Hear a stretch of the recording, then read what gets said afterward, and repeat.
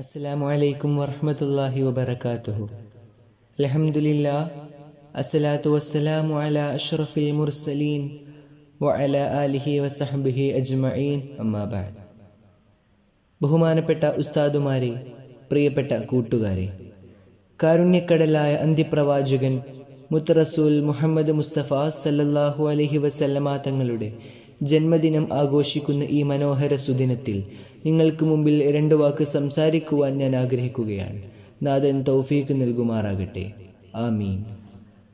പ്രിയമുള്ളവരെ, ലോകം മുഴുവൻ അധർമ്മത്തിൻ്റെ ഇരുട്ടിൽ മൂടപ്പെട്ട് നന്മയെയും തിന്മയെയും തിരിച്ചറിയാനാവാത്ത വിധം അധപ്പതിച്ച ഒരു സമൂഹത്തിലേക്കായിരുന്നു നന്മയുടെ വെളിച്ചം പകരാനായി നമ്മുടെ നബി മുഹമ്മദ് മുസ്തഫ സ്വല്ലല്ലാഹു അലൈഹി വസല്ലമ തങ്ങൾ കടന്നു വന്നത്.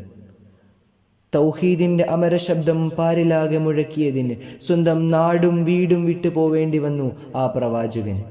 എന്നിട്ടും തൻ്റെ നാട്ടുകാർ ദുരിതത്തിലാണെന്നറിഞ്ഞപ്പോൾ 5000 സ്വർണ്ണ നാണയങ്ങൾ തൻ്റെ നാടിൻ്റെ ദുരിതാശ്വാസ പ്രവർത്തനങ്ങളിലേക്ക് അയച്ചുകൊടുത്ത പ്രവാചകൻ ലോകം കണ്ട ഏറ്റവും വലിയ കരുണക്കടലാണ്.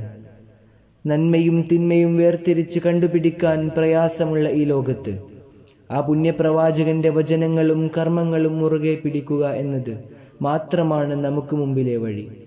ജീവിതത്തിൽ നിന്ന് കോപത്തെ ഒഴിവാക്കാനും വിനയവും വിട്ടുവീഴ്ചയും കാണിക്കുവാനും മുത്തുനബി നമ്മെ പഠിപ്പിച്ചു.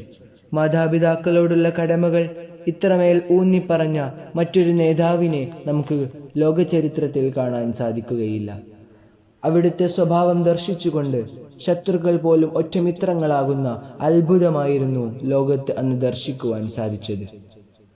ആ പ്രവാചകന്റെ പാതകൾ പിൻപറ്റിക്കൊണ്ട് ജീവിക്കാൻ അള്ളാഹു നമുക്ക് തൗഫീക്ക് നൽകുമാറാകട്ടെ. ആമീൻ. ആ പുണ്യപ്രവാചകന്റെ മേലിൽ ധാരാളം സ്വലാത്തുകൾ ചൊല്ലാനും അവിടുത്തെ സഹിഷ്ണുതയുടെ പാഠങ്ങൾ ഉൾക്കൊണ്ടുകൊണ്ട് സ്വർഗത്തിൽ പ്രവേശിക്കുന്നവരുടെ കൂട്ടത്തിലും അള്ളാഹു നമ്മെ എല്ലാവരെയും ഉൾപ്പെടുത്തുമാറാവട്ടെ. ആമീൻ. വആഖിറു ദഅവാന അനിൽ ഹംദുലില്ലാഹി റബ്ബിൽ ആലമീൻ. അസ്സലാമു അലൈക്കും വറഹ്മത്തുള്ളാഹി വബറകാതുഹു.